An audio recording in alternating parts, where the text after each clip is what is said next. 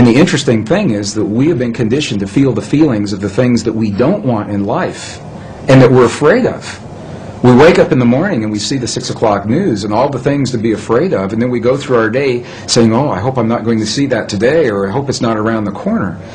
And my question, so fascinating me, where do we learn to feel the things that we don't want rather than things that we choose to have? And how would our lives be different if we could cut through all of the static and simply choose in our lives what we would like each moment of each day, or our relationships, or our abundance, or our careers, or the peace in our families to look like? What would our lives look like if we could do that? And there's very good scientific evidence showing precisely what our lives would look like, because we would very quickly experience everything that we've created.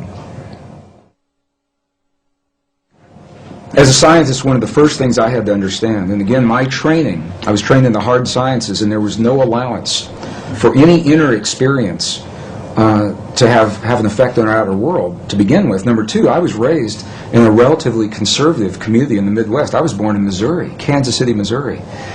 Excuse me, in that part of the world, when you talk about emotions, they kind of get lumped into this nebulous experience. Thoughts, feelings, emotions are all the same thing. We really don't talk about them much. And by the way, as a male, we don't want to see much of yours. So that was my upbringing. So I began to understand when we go into the other cultures, and I'm referring again and again to this wisdom. We had this wisdom in Western cultures, and it was lost in the 4th century. About 1,700 years ago, it was edited right out of our most cherished spiritual and religious traditions, the biblical edits of the 4th century. It was not edited from the other cultures that we've visited, and that's the value of going into these cultures. And they identify 3 separate yet related experiences that we all have in our bodies, and they literally call them thought, feeling, and emotion. And here's the difference.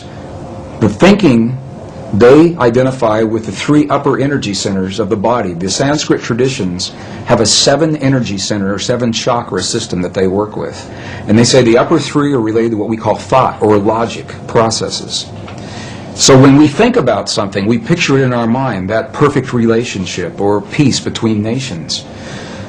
But we can only invite it into our lives when we breathe the power of emotion into that thought. The emotion comes from the lower 3 of those creative centers in our bodies. So when we breathe the power of emotion into our thought, we imbue that thought with life. And those 2 energies meet in the one center that is not accounted for yet in our model. It's in our heart. Or what scientists call the 7-layer liquid crystal oscillator in the center of our chest. But we'll just call it our heart. Because that's what it does. Our heart is creating electrical and magnetic waves that are influencing the world around us based on what we think and the emotion that we breathe into those thoughts to create the feeling.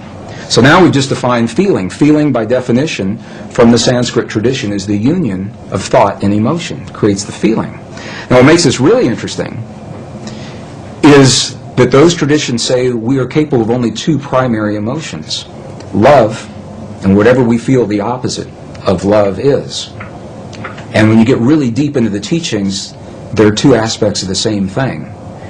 But what they say is when we have our thought, we are either breathing the love of that thought or our fear of that thought to create the feeling. And the feeling then becomes sadness or joy or compassion or anger. Those are not emotions, those are feelings. Now for some people they say, well, you're nitpicking.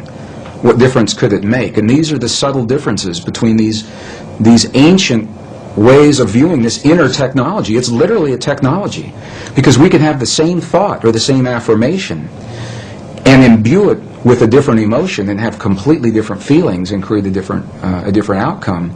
And this is the great secret that was edited out of our Christian and pre-Christian, Judeo-Christian traditions when 45 books were removed in the 4th century. 20 were taken out completely.